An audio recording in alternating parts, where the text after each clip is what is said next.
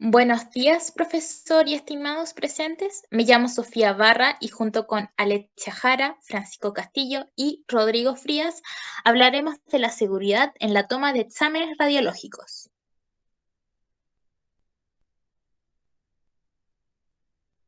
Introducción. Entre las prácticas involucradas con radiación en la salud, es importante mantener unas normas básicas y control sobre todas las situaciones posibles ante un peligro de radiación. Las exposiciones a la radiación en medicina involucran a las personas que se someten a exámenes, el personal, individuos que llevan a asistir y confortar a los pacientes, como el padre que sostienen a los niños o amigos íntimos que pueden acercarse a los pacientes después de una administración de radiofármacos.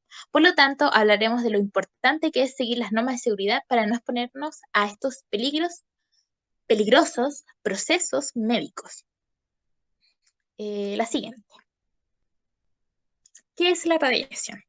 Es la emisión de energía en forma de ondas electromagnéticas, como por ejemplo las ondas de radio, las microondas, la radiación ultravioleta, los rayos X y la luz visible. De todas ellas, el ojo solo puede percibir la luz visible. Para detectar la existencia de las demás se necesitan instrumentos especiales, detectores de radiación. También usamos la palabra radiación para designar a algunas partículas que se mueven a gran velocidad, como electrones y neutrones. Cuando la energía de la radiación es muy grande, puede arrancar electrones de los átomos de una sustancia y por eso se llama radiación ionizante. Las radiaciones ionizantes pueden estar formadas por fotones como luz, como son de la luz, rayos X y radiación gamma, o por partículas, electrones, neutrones, partículas alfa. Estas radiaciones pueden atravesar los materiales, por lo cual son muy útiles para el diagnóstico. La siguiente. Las radiaciones ionizantes pueden provenir de materiales radiactivos, que son aquellos materiales que emiten radiaciones ionizantes de forma autónoma, por contener isótopos radiactivos, que son sustancias cuyos átomos se desintegran emitiendo radiaciones y convirtiéndose en átomos estables. Los materiales radiactivos se caracterizan según la naturaleza del isótopo, que determina el tipo de radiación emitida, como alfa, beta y gamma, el modo de presentación de una sustancia, que puede ser en fuente encapsulada o no encapsulada, y también la actividad utilizada, que depende de la aplicación a que se destine el material radiactivo. Y por otra parte, puede provenir también de aparatos, la siguiente, ahí sí. Por otra parte, puede provenir de aparatos generadores de radiación ionizante. Podemos encontrar a los equipos de rayos X y aceleradores lineales. Estos no contienen sustancias radioactivas. Estas se generan al funcionar, cuando están conectadas a una fuente de energía.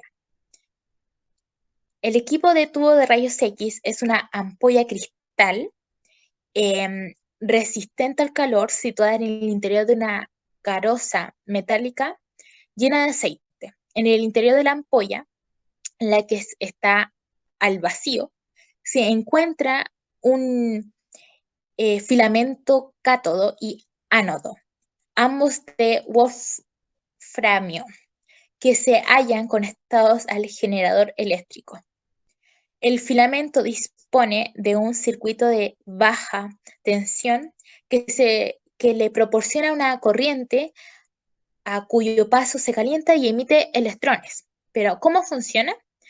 Pues los electrones son acelerados por la alta tensión hasta chocar con un ánodo. Al interactuar con él, la mayor parte de la energía de los electrones se convierte en calor, pero alrededor del 1% de esta se convierte en rayos X. Una parte de ellos sale de la coraza a través de una ventana, y llega al paciente. Los que son emitidos a otras direcciones son absorbidos dentro de la propia coraza.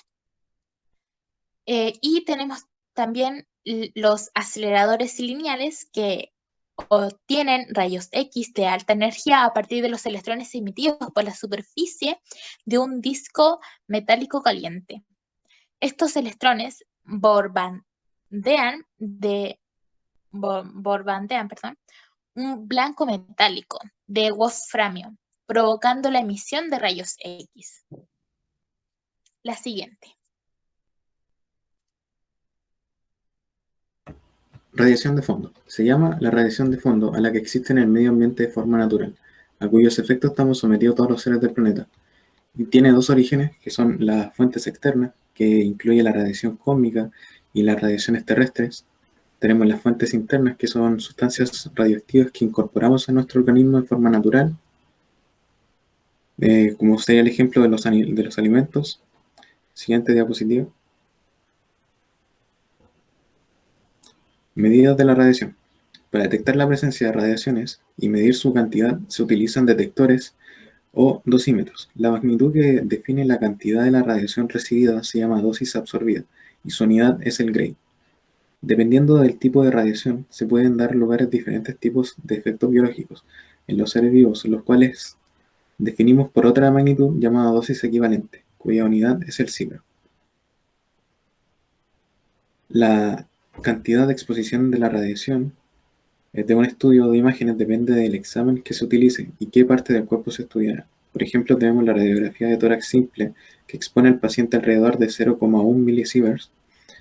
Esto aproximadamente es la misma cantidad de la radiación a la cual las personas estaban sometidas naturalmente durante unos 10 días.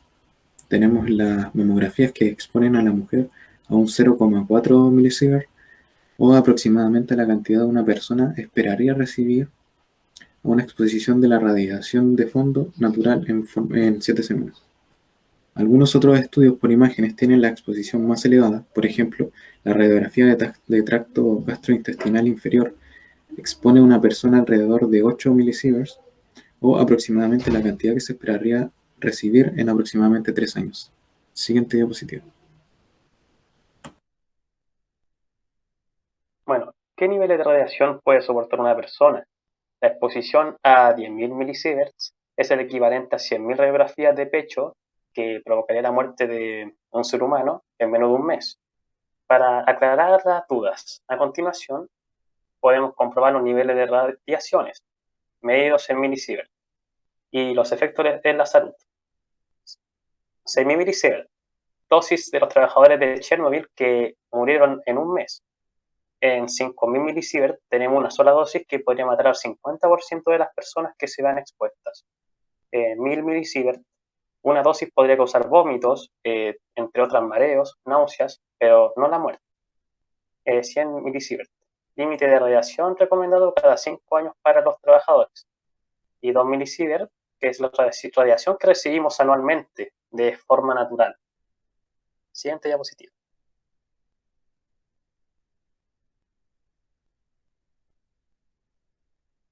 Radiación para el uso médico.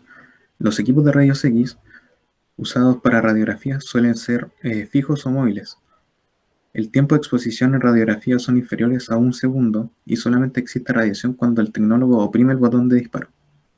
Tenemos los equipos de rayos X fijos que se encuentran principalmente en servicios de radiodiagnóstico, aunque también se pueden encontrar en áreas como la litotricia y urgencias. Se instalan en salas blindadas con plomo o algún material equivalente. Sobre las puertas de acceso existe una luz que se enciende cuando el equipo está emitiendo rayos X.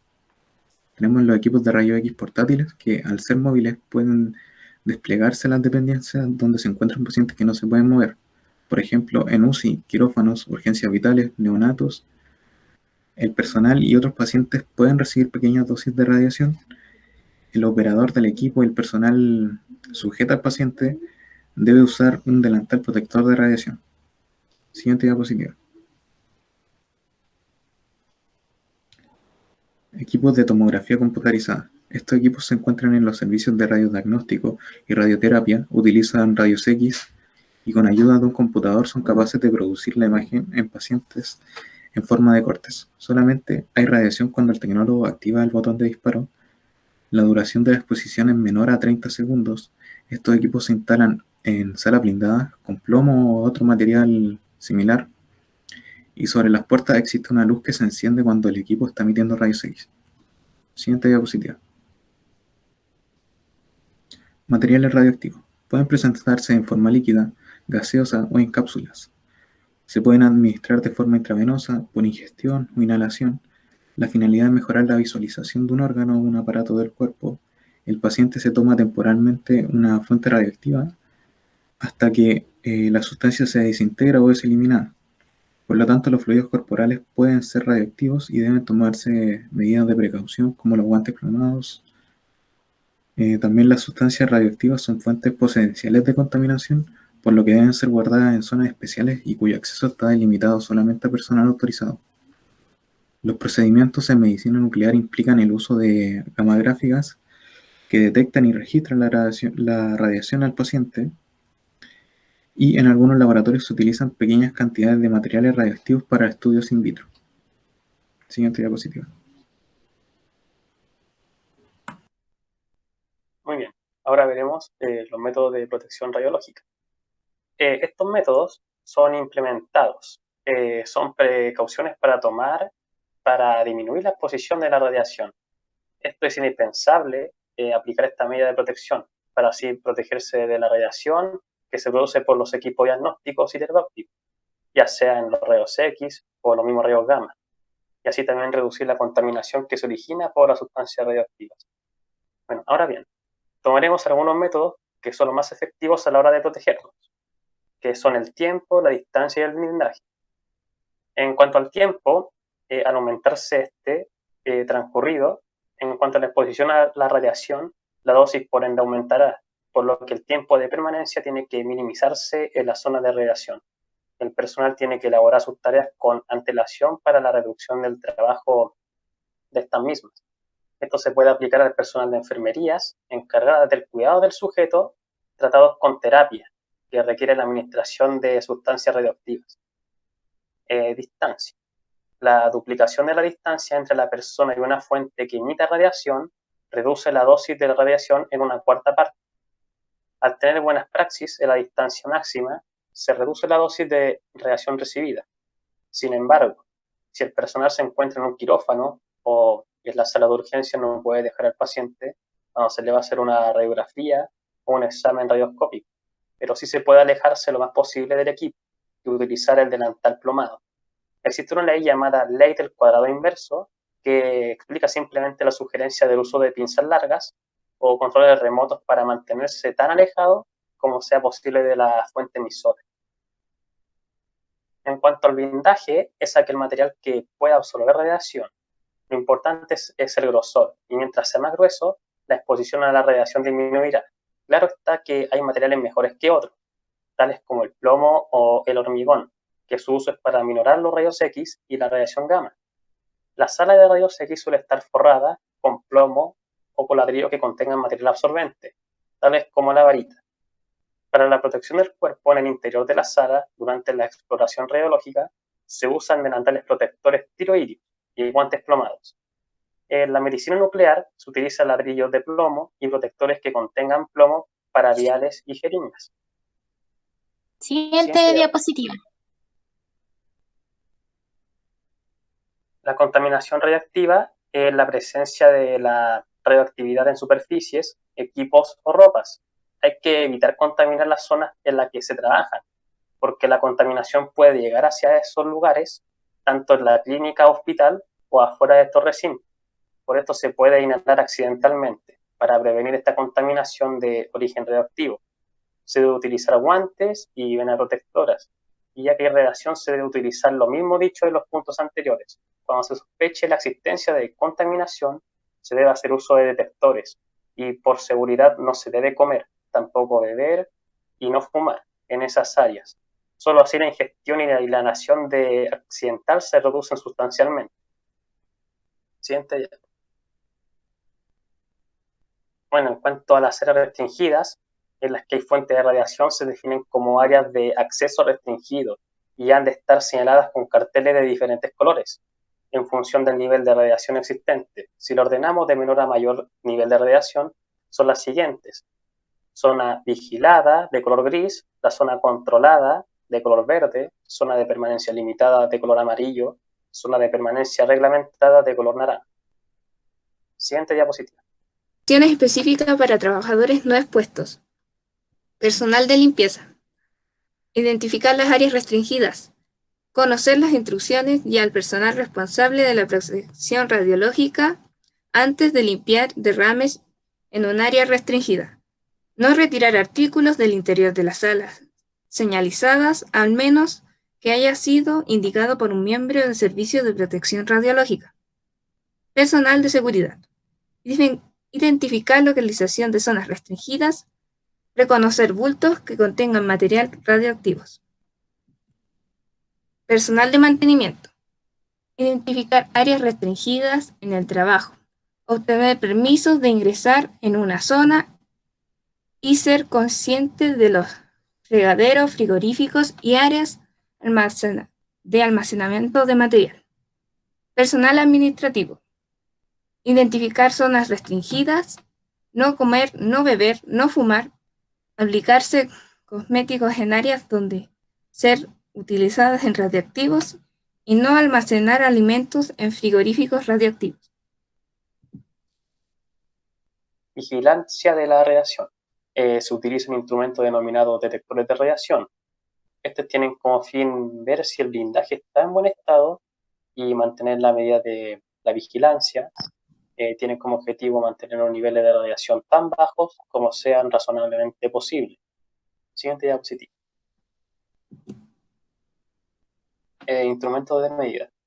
Trabajadores expuestos a radiación llevan un dosímetro personal o intransferible. Al cabo de cada mes se hace una lectura. La dosis de radiación recibida queda restringida en un historial dosimétrico del individuo que tiene carácter legal y debe conservarse durante un periodo de 30 años. Siguiente diapositiva. Radiación y embarazo. La posibilidad de que presenten efectos graves en la salud depende de la edad de gestación del bebé al momento de la exposición y de la cantidad de radiación a la que estuvo expuesto. Los bebés que están en el vientre de la madre son menos sensibles durante algunas fases del embarazo o durante otras. Sin embargo, son particularmente sensibles a las radiaciones durante el desarrollo temprano, entre las 8 y 15 semanas de embarazo. Estas consecuencias pueden ser retrasos en el crecimiento, deformidades, funciones cerebrales anormales y cáncer que puede presentarse más adelante. Sin embargo, debido a que el bebé estará resguardado por el abdomen de la madre, la matriz lo protege de fuentes radioactivas externas al cuerpo de la madre. En consecuencia, las dosis de radiación que recibe el bebé en la gestación es menor que la dosis que recibe la madre en la mayor de los índices de exposición de radiación. Las mujeres embarazadas deben consultar con el médico si tienen alguna inquietud sobre la exposición de sus bebés a la radiación. En caso de que la madre trabaje en un área de radiación, este bebé debe ser informado al Servicio de Preservación de Riesgos Laborales para evaluar el riesgo que el feto pudo estar expuesto a la radiación y se deben modificar las condiciones de trabajo de la madre. Conclusión. Los errores han ocurrido siempre. Si queremos aprender de nuestros errores, necesitamos saber sobre él, tanto como podamos como adoptar acciones que lo corrijan. El error y sus consecuencias son un fenómeno que cruza vertical y horizontal todas las especialidades médicas y a quienes en ellas se desempeñan. Los radiólogos no estamos exentos de ello. El uso de rayos X viene siendo la herramienta más útil hace más de un siglo para visualizar el interior del cuerpo humano, para prácticas que requieran intervención médica, para diagnosticar enfermedades o lesiones. y dado a que en estos procedimientos se imparte energía capaz de ionizar los átomos de los tejidos, se pueden presentar efectos adversos de la exposición a la radiación por la energía absorbida en un tejido. Por lo tanto, siempre se deben seguir un protocolo de normas de seguridad para no exponernos a tales peligros. Gracias por su atención.